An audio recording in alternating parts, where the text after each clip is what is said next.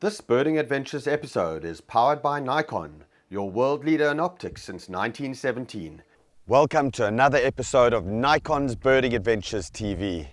We've just got off the plane on Andros Island, one of the largest islands in the Bahamian chain of islands.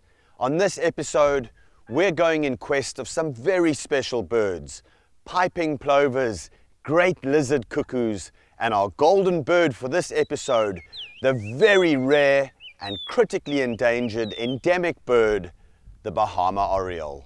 Let's go birding. Oh,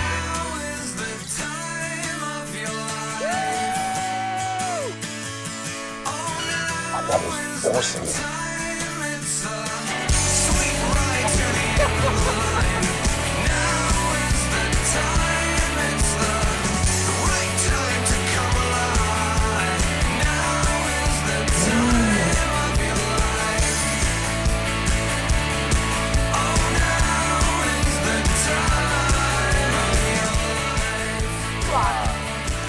I got it.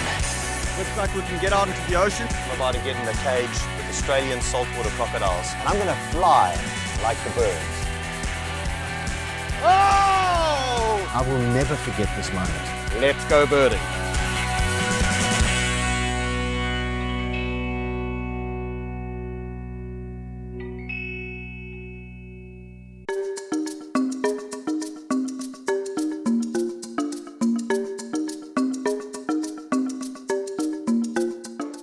Like a scattered string of pearls strewn across a cobalt blue plate, the islands of the Bahamas stretch from their most northerly point in the Abacos south to Andros and Inagua, across 500 miles of the Caribbean Sea. As the site of Columbus's first landfall in the Americas, the Bahamas have a long and storied history. With over 2,000 islands and keys, the Bahamas are home to some of the best beaches, diving, fishing and birding in the world. Join us on a fascinating three-part series on the endemic birds of the Bahamas. From the Inagua woodstar, to the Abaco parrot, to the Bahama Oriole of Andros. Join us as we discover the amazing bird life, natural beauty, culture, people and food across this pristine and biodiverse island chain. All the Bahamian islands boast abundant natural attractions, but Andros, the largest, is king when it comes to exceptional natural surroundings. Here you'll find the world's third largest fringing barrier reef, mesmerizing blue holes, and numerous species of flora and fauna. At 2,300 square miles, Andros is the largest island of the Bahamas and the fifth largest island in the Caribbean. Its miles of deserted beaches and freshwater lakes play host to countless species of birds, including specialities like the great lizard-cuckoo, Cuban pewee, Cuban emerald, and the Key West quail dove, along with endemics like Bahama woodstar, Bahama swallow, Bahama yellowthroat, and our golden bird for this episode, the Bahama Oriole. Join us as we explore this amazing Bahamian island with Scott Johnson from the Bahamas National Trust and Audubon's Matthew Jeffrey. Let's go birding. This Birding Adventures episode is powered by Nikon, your world leader in optics since 1917. And sponsored in part by Manfrotto, complete solutions for photographers and videographers. Visit manfrotto.us. And by Pelagic Polarized Sunglasses. And by the Bahamas Ministry of Tourism and the Islands of the Bahamas. Birding is better in the Bahamas. Welcome to North Andros. Let's go birding.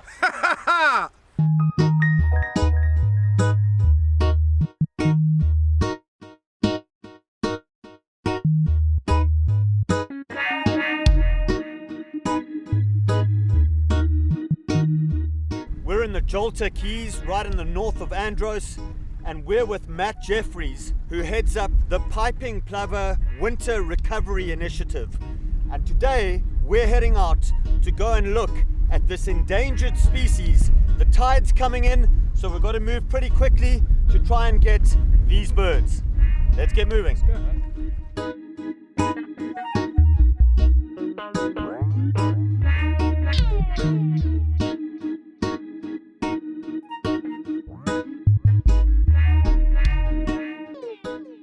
So we've got a group of about 45 piping plovers hunkered down in the wind on this little atoll. And basically this is 1% of the Atlantic population of piping plovers, which, believe it or not, is actually quite a small number for this particular little atoll, right? Yeah, no, absolutely. We've had up to 128 birds here in one time. They're starting to come back here. This mat of eelgrass is starting to build up, and they don't actually have to move off of this site to feed. They just feed on all the bugs in amongst the eelgrass. This is just like a luxury spa for these guys. They can sit there, preen, sleep, and then just eat without having to really move too fast. This is sort of piping plover heaven right here.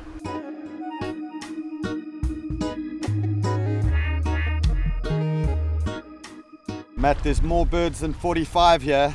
Yeah, I've just gone through the group and there's over 80 birds there. That's more than 2% of the Atlantic coast population. That's huge. They were just hunkered down in that grass. We couldn't see them. It shows you how well camouflaged they are.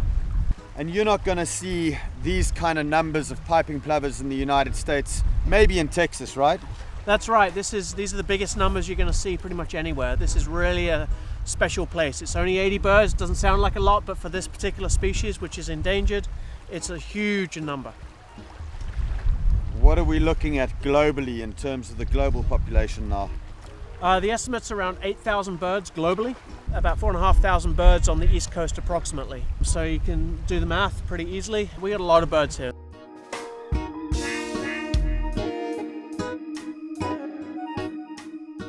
Absolutely incredible to see these numbers of an endangered bird, the piping plover. Stay with us when we come back and we go looking for great lizard cuckoos.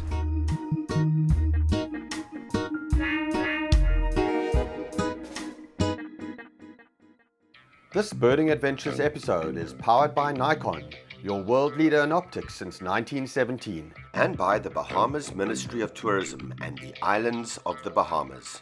Birding is better in the Bahamas. Well, this morning we're in northern Andros, and our target bird for this morning is the great lizard-cuckoo. What a stunning area to look for this bird. We're at Uncle Charlie's Blue Hole, which is this massive expanse of blue water that heads down from fresh water right down into salt water below, and it actually flows directly into the ocean. And then we're walking through these amazing pine forests, and we're looking for a bird that lives and skulks in the undergrowth of this pine forest. And this is called the great lizard-cuckoo. Let's go birding.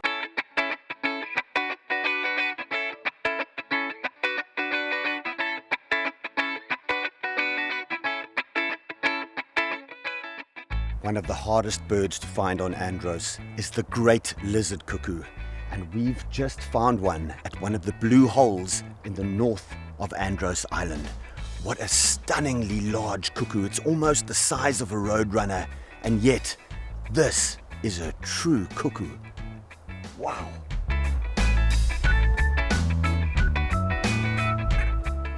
So one way that you could tell that this was a young bird by looking at the eye ring.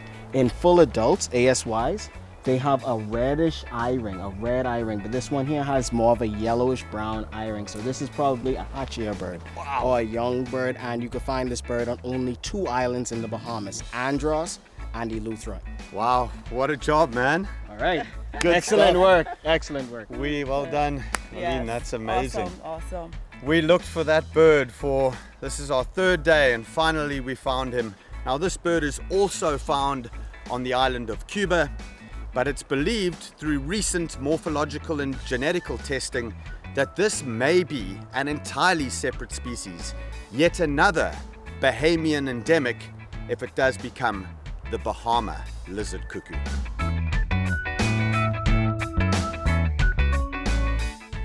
Along with red-tailed hawks and barn owls, great lizard-cuckoos are one of the apex predators of the Bahamian Islands, especially here on Andros and Eleuthera, where they are found.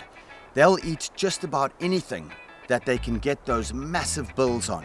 So they'll feed obviously on lizards, but small snakes, arthropods, any large insects, basically anything they can overpower and consume, they'll eat. They're also a predator of young birds. So birds coming out of the nest, they'll go in and they'll grab those youngsters out of the nest and they'll eat them. A massive cuckoo. What a special bird. What do you call this in the Bahamas? Some people call it the raincoat at times, but the great lizard-cuckoo, because of the food supply, it loves lizards. They So call like- it the rain what? Rain crow. The at rain times. crow, But okay. sometime after it rains, you see it comes hopping out after the rain. Amazing, amazing. What a special bird, hey? Oh, And very they're quite rare. I mean, this has been the hardest bird for us to find in the whole of the Bahamas. But one of the reasons why this bird is so elusive is because of its habit. It's more of a skulking type bird. So you could be walking through the forest like this and you would not know that it's there until it just pops up to say hi. It doesn't make a bunch of noise the way other birds would, like doves and pigeons. The minute they see you, bam, they're out of here. This bird is hiding and stalking. You could be walking and stalking you right now, possibly, and just waiting to see, waiting for an opportunity to pop up before it shows itself. So this bird is an elusive bird, but it's also one of the most charismatic birds when it decides to show itself.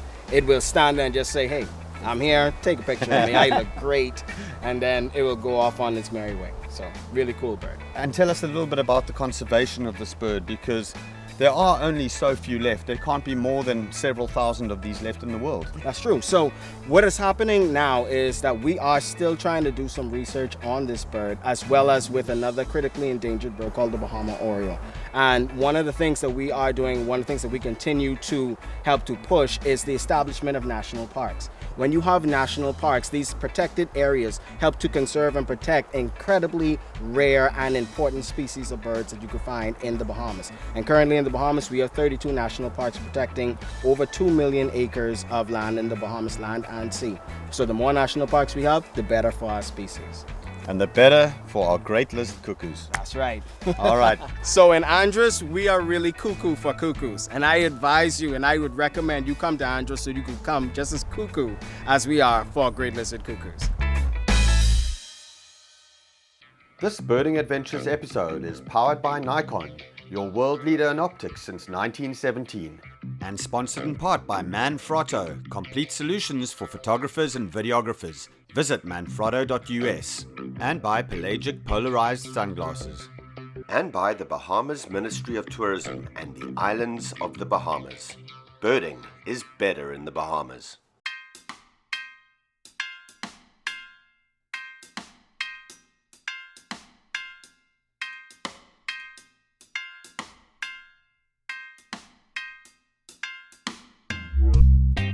This morning we're in Owen Town in North Andros, and Owen Town is an old logging settlement that was abandoned in the 1970s, and now it's in the middle of this amazing pine forest, and the open areas are where the buildings used to be of this old settlement. And now it's one of the hot spots for the Bahama Oriole, one of the most special birds of the Bahamian Islands. Absolutely amazing area for birds.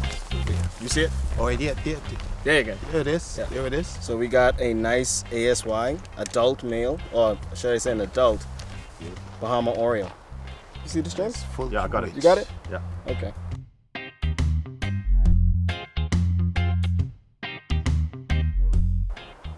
It's quite windy, but notice how that one's feeding on something. The top of that tree keeps dipping in. I don't know whether it's an insect or whether this is some nectar or berry or something.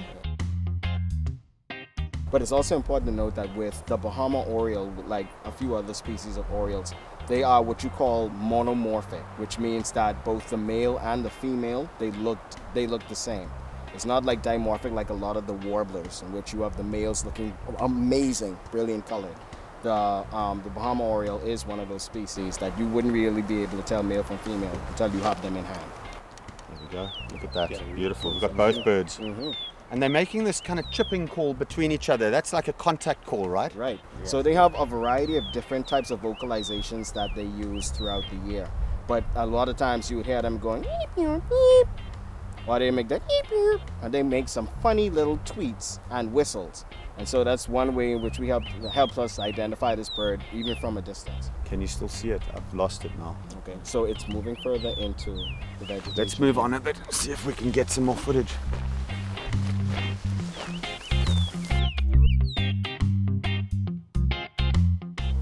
Oh, look, there it goes. It's flying over.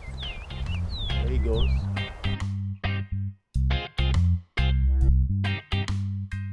So the black-cowled oriole has now been split into 4 different species: the Hispaniolan oriole, the Cuban oriole, the Puerto Rican oriole, and our bird here, the Bahama oriole. And what makes this bird different when you look at it is that it has a lot more yellow on it. So a lot of the other species like the Cuban oriole and the Hispaniolan oriole, they'll have a lot more black, whereas this bird only has black coming down onto sort of the lower neck region, and the rest of it is all this vibrant, bright yellow color. It is a stunning oriole, and it has the unique distinction of being one of the only birds that has been named to science twice, because it was discovered in 1890 as a separate species, and then it later on in sort of the 1930s roundabouts there, it was lumped with a bird called the black-cowled oriole. And then it was a black-cowled oriole for about half a century until fairly recently, when genetic and morphological research was done on the birds, and it's now been determined that it is so different from black-cowled oriole that it's now a separate species again, the Bahama oriole.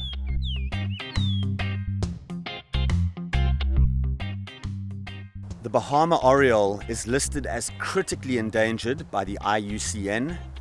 The most updated figures on this bird show that there are less than 300 left on Earth.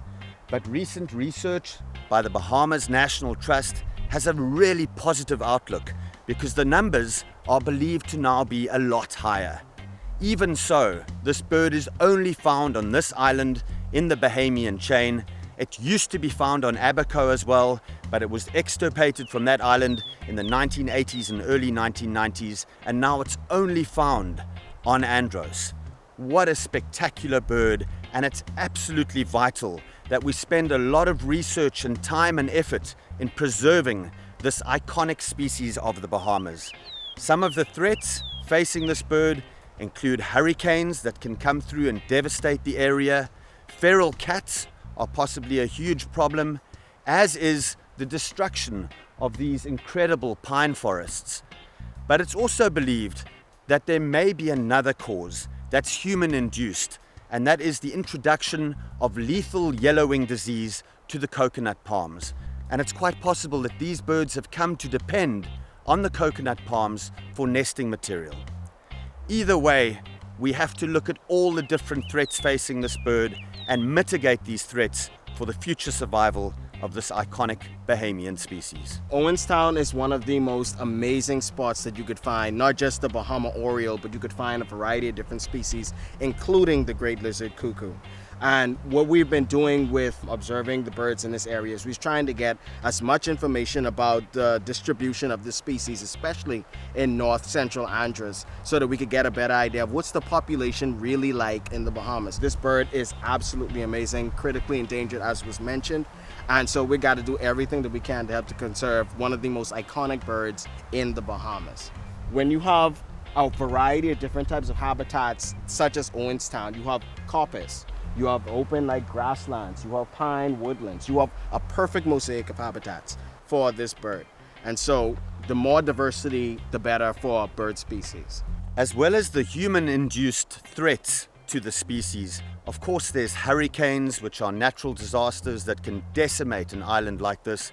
But there's a more sinister threat that comes from another tiny bird called the shiny cowbird. And this bird has made a natural progression through the Caribbean islands up into the southern Bahamas, and now it's reached Andros. And of course, being a brood parasite, this is huge problems for a bird like the Bahama Oriole.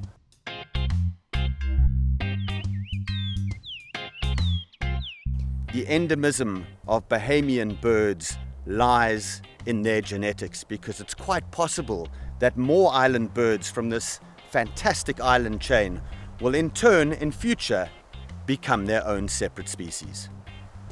Oh, there's few birds as beautiful as the Bahama Oriole. What a spectacular species. That's our golden bird for this episode. Thanks for watching our series on the Bahamas, and I'd like to encourage you all, come to this fantastic island. Not only does it have some incredible once-in-a-lifetime endemic bird species, but it's also just so vibrant in culture, and the food is to die for. I mean, who doesn't like conch salad? Come to the Bahamas and get the endemic Bahamian birds. Thanks so much, you guys. No problem. What a great time we spent with you guys. And they've got some excellent guides to take you around. We'll see you next week.